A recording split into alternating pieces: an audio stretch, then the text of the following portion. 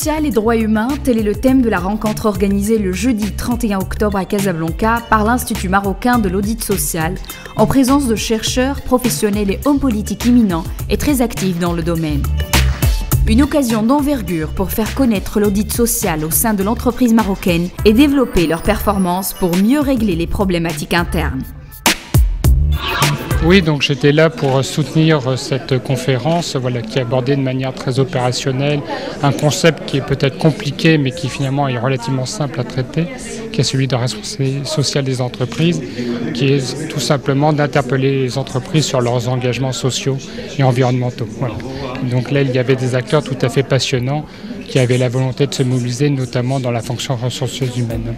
Lors de cette conférence, l'expérience française a été longuement exposée puisque ce dispositif d'audit social existe depuis 40 ans en France. C'est un concept compliqué certes, mais facile à traiter si tous les acteurs se mobilisent pour le réussir. Nous sommes une centaine de co-auteurs à avoir écrit les 55 chapitres qui font le tour de l'ensemble à la fois des objectifs de ces missions, du développement de ces missions et des évolutions à venir pour permettre effectivement une amélioration constante du management des ressources humaines et de la prise en compte de cette responsabilité des entreprises à l'égard des hommes et de la société. Les participants ont pu assister à la présentation de l'encyclopédie de l'audit du social et de la responsabilité sociétale, un ouvrage collectif sous la direction du professeur Jean-Marie Peretti. Alors, les obligations en matière de rapportage, comme disent les Québécois, en matière de reporting dans le domaine social se sont progressivement élargies. Depuis la loi sur le bilan social qui portait essentiellement sur l'information à la fois des salariés, des actionnaires, de l'administration et moins du grand public sur tout ce que l'entreprise faisait dans le domaine social. Ça s'est élargi avec les rapports sur la responsabilité sociétale et aujourd'hui le rapport annuel qui contient des informations donc disponibles pour à la fois l'ensemble des parties prenantes sur tous les domaines sociaux, sociétaux, environnementaux. Avec cette démarche, le Maroc montre sa bonne volonté de développer le facteur des droits humains dans l'entreprise. Certes, il y a beaucoup d'efforts à déployer, surtout en ce qui concerne la conformité du Code du travail avec la nouvelle Constitution. Bon, le bilan, je dirais, de la RSE au Maroc reste mitigé.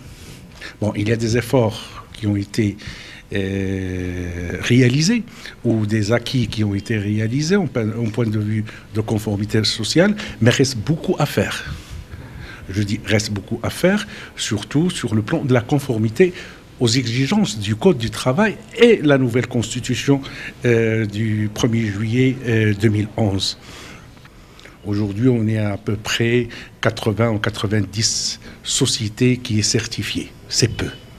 Je dis peu, reste beaucoup à faire, surtout sur dans le domaine des petites et moyennes entreprises, qu'il faut faire un travail, je dirais, de fond afin de se conformer aux exigences du Code du travail. De son côté, l'Institut marocain de l'audit social, l'IMAS, a présenté un projet qui permet à l'entreprise de pouvoir dimensionner et mesurer ses efforts en matière de politique sociale et qui peut constituer une base de dialogue social au niveau interne de l'entreprise.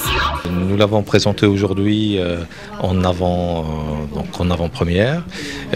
Par la suite, nous allons le porter auprès de l'ensemble des décideurs, donc aussi bien public que privé, pour pouvoir convaincre autour de ce projet, pour son adoption, voire pour que par la suite, il devienne soit une loi, soit une recommandation de la part des pouvoirs publics pour qu'il soit utilisé par l'ensemble des entreprises marocaines. Et puis la journée sera clôturée par la signature de la convention de partenariat entre l'IMAS, l'Institut marocain de l'audit social, et le CNDH, le Conseil national des droits de l'homme, dans l'objectif de développer le souci des droits de l'homme dans l'entreprise. Aujourd'hui, au niveau international comme au niveau national, il est fondamental que les entreprises soient des acteurs du respect des droits de l'homme, d'abord au sein même de leur entreprise, avec leur personnel, mais aussi dans la société. Nous pensons que c'est une manière de faire avancer les droits de nos compatriotes, mais aussi de faire avancer l'efficacité économique des entreprises marocaines. Ce partenariat, donc, c'est un processus qui a démarré par le CNDH en partenariat avec la CGEM en 2013. Après donc un grand séminaire qu'on avait organisé en février 2013 et qui a permis d'ouvrir un dialogue multipartite avec toutes les parties prenantes de l'entreprise et en même temps de former des auditeurs qui sont aussi informés, qui maîtrisent toutes les questions liées aux droits de l'homme pour qu'ils puissent la transférer au sein de leur entreprise, mais aussi la dupliquer dans d'autres entreprises. Et pour que ça ne soit pas uniquement des concepts vagues, mais que ça soit des concepts qu'on peut concrétiser, auditer, évaluer, suivre, et qui vont permettre donc à l'entreprise d'être conforme aux normes internationales, à la législation, mais surtout à tout l'aspect citoyen et responsable que l'entreprise doit véhiculer en interne et auprès de ses fournisseurs et dans toute la chaîne d'approvisionnement qui l'entoure. Une bonne maîtrise de l'audit permettra aux entreprises marocaines de développer leurs performances et de mieux maîtriser les différentes problématiques qui peuvent y avoir, aussi bien aujourd'hui ou dans le futur proche.